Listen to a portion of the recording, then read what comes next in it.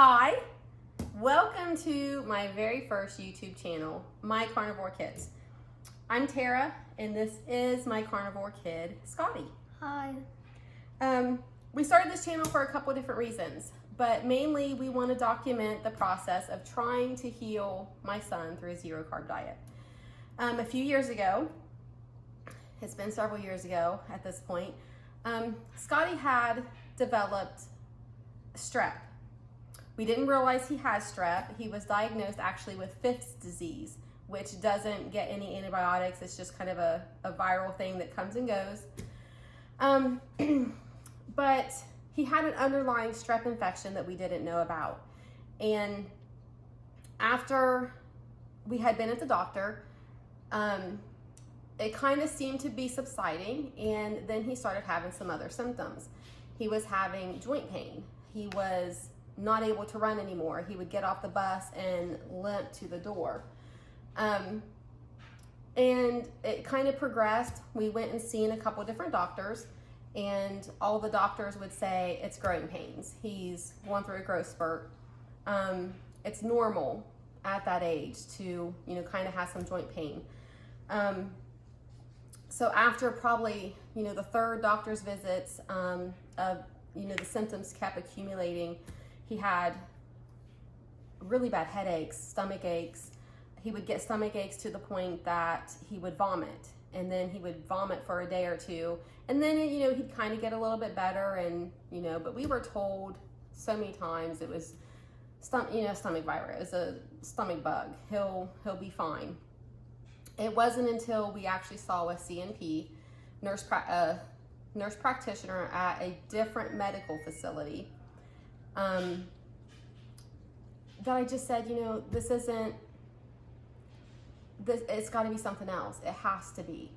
There's no way that growing pains accounts for all of his symptoms. So she ran some blood work. Well, the blood work came back with several inflammation markers elevated, as well as he was ANA positive. So that told us that there may be a rheumatoid factor involved somehow. So we were referred to Children's Hospital Rheumatology Department. It was really scary. Once we got in, they started this whole diagnosis process. They knew, yes, something's not quite right, but we don't know what it is. And he was tested from everything from Lyme disease to leukemia. And as a mommy, you could imagine it was really, really hard. I think he was oblivious to most of it. He didn't like the testing, but, kind of behind the scenes, he wasn't really sure what was going on. He just knew he wanted it to stop. And that's what you wanted, huh? Mm-hmm. You just wanted the pains to go away. But after a multitude of blood tests, MRI, ultrasounds, even he had a heart scan at one point, they had determined that he had a secondary infection from strep that was causing his immune system to attack his joints. So they weren't really calling it rheumatic fever, but for the first year it was treated as rheumatic fever. He was given penicillin. He was on penicillin, I think, for 18 months, along with, I think, Mobic, Celebrex. Vitamin D. Yeah, some vitamin D, just anything to kind of help alleviate some of that joint pain. Well, it didn't really help, and we eventually had to get some fluid taken off of his knees. They started to talk about some more serious medications, and they were leaning more towards a juvenile reactive arthritis diagnosis, basically saying that something triggered his immune system to attack his joints after the strep infection. So we kind of had a diagnosis at that point, but I think that diagnosis also depended on how long it lasted. Did he get better? So we kept moving along, and he wasn't getting any better. So we started looking at natural alternatives. The medicines that they were talking about were really scary to us. We didn't want to put him on anything that could cause more harm and long-term effects. So we saw a natural, I think she was a chiropractor, but she specialized in like natural organic supplementations and vitamins. And we went and saw her, and she said she could definitely help. So we were really excited, and we saw her several times over the span of, I think, 6 or 7 months. And at one point, she had Scotty on, how many different pills were you taking in the morning? 16. Like 16? 16 morning, 16 night. Yeah, 16 pills in the morning, 16 different vitamins or supplements at night. And then he even had a couple, during the midday. There wasn't very much during the midday, but there was a couple in there. And it was heart-wrenching. It was heart-wrenching to lay out all of these medications thinking that you're doing the best for your son because they're natural and they're supplements and they're organic and they're not pharmaceutical medications. So we thought it's got to help. During this process, we also eliminated gluten. We eliminated dairy. We did anything that we could do to not have to go on those medications. To make a long story short, or shorter anyway, when we went back to get all of his blood work done after several months and hundreds of dollars later, all of his inflammation markers were twice as bad. The fluid on his knees was twice as bad. So I didn't know if he was just getting worse and this medication wasn't doing anything, or did we actually make him worse? I don't know. I still don't know. I can't answer that. But as a parent, you question yourself. You question your decisions. And did we do the right thing? And I don't know if we did the right thing, but it just seems like we prolonged the inevitable. At that point, the doctors were pretty insistent on the stronger medications. Scotty started, after that, he started on methotrexate. It's a low dose methotrexate. It's the same drug that they give chemotherapy patients, but on a much lower scale. And then he had to start taking folic acid so that it hopefully prevents the side effects, the nausea, the vomiting, the hair loss, all those kind of things that you really you don't want to see anyone go through, let alone your son. So we started it, and so he's on methotrexate now. He takes one shot every week. He still takes the vitamin D, Celebrex, which is another rheumatoid arthritis drug, his multivitamin, and the folic acid. So I think that's all we're on right now, other than he does have some seasonal allergies. But it sucks. He stays sick. He's constantly got a sore throat. It was a kid that hardly ever got sick, now is constantly got some sort of congestion or sore throat, earache, something. He just always seems to be coming down with something little. And I do understand that there are people out there that are in much worse situations that we are with the same diagnosis. There's kids in wheelchairs. There's kids that can't hold their own forks and spoons because their arthritis is so bad. So we are really, really fortunate. But at the same time, it has made us think that if we can do something to heal his arthritis and to heal his AMPS, which is another thing he was diagnosed with, amplified musculoskeletal pain syndrome, which is kind of a byproduct of strep as well. So he has the arthritis in his knees, but he also has an all over body pain. Excuse me. Some doctors believe it's kind of the same, like an offset or a similar diagnosis as fibromyalgia.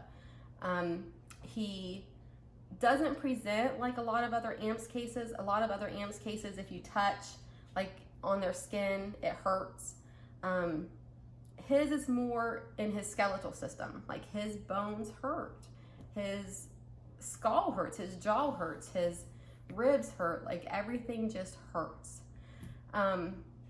He's functioning, you know, he can get by. We've gone through pain management psychology that's really helped him learn to basically ignore it, focus on something else, do anything that you can to not focus on the pain. And he does really, really good. He has really learned to start recognizing when it's starting to get too much, and he's put some tools in place to try to distract himself from the pain. But it doesn't change the fact that it's there. So I had been watching a lot of videos. I've been on my own journey to health, to feel better, to lose weight. Lord knows I could lose a few pounds, but you know, I've been on my own journey to seek, you know, the best diet, the most optimum diet for not just to lose weight and to you know, look better, but to feel better, to all those little things. You know, I'm 40, almost 45 years old, and you know, I don't like to start feeling like I'm 45 years old. So in all my research, I started seeing a lot of things on the carnivore diet or the zero carb diet. But the thing that stood out to me was the number of people that I saw online that claim to have healed themselves from autoimmune disease. Tons of different Hashimoto's, you know, rheumatoid arthritis, and a lot of different thyroid conditions, you know, a lot of things that are triggered by an autoimmune condition. And so I stopped thinking about, you know, how could this help me lose weight? And I started thinking, oh my gosh, could this help Scotty? It's a lot to ask. It's a lot to ask from a 9-year-old kid to not eat any carbs. You know, we tried the gluten-free. We were kind of pretty much on a keto type diet for several months, and it did help his stomach a little bit. Some of those digestion issues, you know, that was causing him a lot of stomach discomfort, but it didn't touch the amps. And so the more I thought about it, the more I thought, okay, Scotty, you know, what do you think? So I talked to Scotty about it, and he was kind of excited because it's different, and he's very mature for his age, and you know, the idea that he could do something himself to help his pain levels, you know, he liked that. So we tried it for a couple of days, and what'd you think? I think it was a little hard. It's hard, isn't it? It's hard. Scotty's not my only kid. He's got two little sisters, Tabitha that's 8 and Ellie's 5. So, you know, they like their treats, they like their snacks, and I haven't really eliminated those from our kitchen. So, you know, to see them have snacks and him be deprived of it, it just wasn't working. Then he got sick, and we had just started this, so I thought, okay, well, let's back away. We'll restart again when you're feeling better. And I think he's ready. He's excited. We've done some kind of incentive to get us through 90 days. We're going to try 90 days. I think it's technically 89. We're going to go up to his birthday. That's in June. And we're going to have incentives along the way. I'm going to do it with them. So we'll see how it works out. But I think it's really, really important. I think it's really important that we do this channel. One, so that we can see how it's going, and we can look back and see if there's enough changes that warrants this being sustainable and something long-term that we do. Also, no one's talking about it. There's a lot of people talking about carnivore diet, a lot of people talking about keto diet, but there's still this stigma that around not feeding your kids the recommended, you know, daily allowances of grains and sugars and fruits and vegetables. It's a big deal, and you know, people have been ridiculed for it. People have been reported even for not feeding their kids from the federal government's food guide pyramid. So, you know, I expect some mommy shaming, and that's okay. If they're watching, they're learning. I do believe that our bodies are meant to be healed by the food that is naturally put on this earth. I think processed foods are the devil. I think it's so bad for anybody that consumes them. So while Scotty and I are on this journey to see if it does help him, see if it can heal him, I'm gonna transition my kids, my other kids, back to more of a keto, maybe meat heavy keto type diet. And it should help Scotty with temptation, and it should help them with, you know, they're healthy, they're happy, they're great kids, but it's certainly not going to hurt to eliminate the processed foods again and sugars out of their diet. So if you want to see how we do, if you want to see our journey and our progress, and we'll throw in some what we eat on a daily basis. I imagine we're going to have to get really creative with the 9-year-old trying to do a carnivore diet. So I'm really excited about it. So if you want to share the experience with us, hit the subscribe button, like our page, and follow us, right?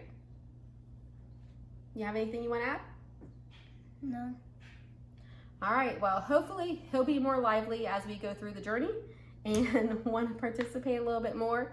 But in the meantime, tomorrow I'm gonna do a what we ate video. So you can see what we ate and how we prepared it and how I get a 9-year-old to eat meat all day. See you later. Bye.